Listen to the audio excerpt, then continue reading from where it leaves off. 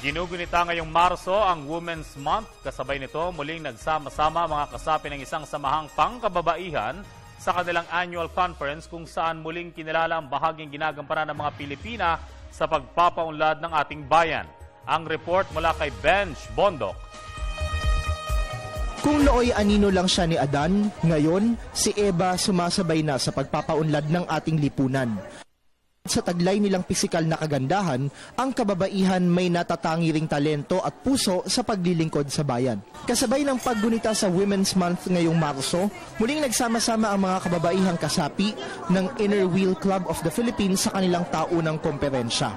At dahil bida ang gandang Pilipina, mala fashion catwalk ang pagrampa ng mga miyembro ng samahan, suot ang kanilang mga eleganteng Filipiniana sa pagbubukas ng pagtitipon. Sa temang We for Women, Gracefully Empowered, layunin ng samahan na higit pang iangat ang estado ng kababaihan bilang kaagapay sa pagpapabuti ng kalidad ng pamumuhay ng ating mga kababayan.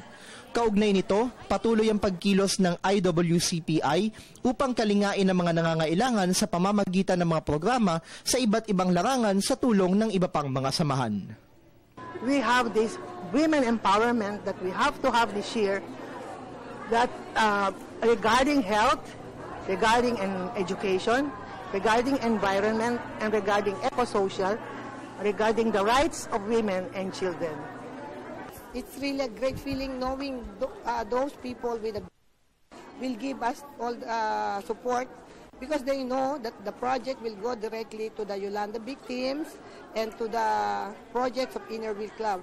Kaisa rin ang organisasyon sa mga hakbang tungo sa muling pagbangon ng mga biktima ng nagdaang kalamidad. We thought of launching a project entitled Give Boats, Keep Lives Afloat. So nag-umpisa na kami ngayon na mag-raise funds. And napaka-heartwarming talaga yung response. Diyan nakita mo na lumabas yung innate goodness of man. Talagang nagbigay sila.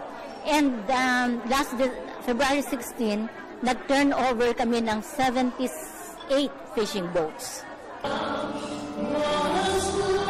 Higit pa sa panlabas na kaanyuan, walang dudang kaya ring makipagsabayan ng mga kababaihan sa anumang larangan. Patunay lamang ito na ang pagtatagumpay at pagiging huwaran ng lipunan, walang pinipiling kasarian. Para sa Telebisyon ng Bayan, Benj Bondok.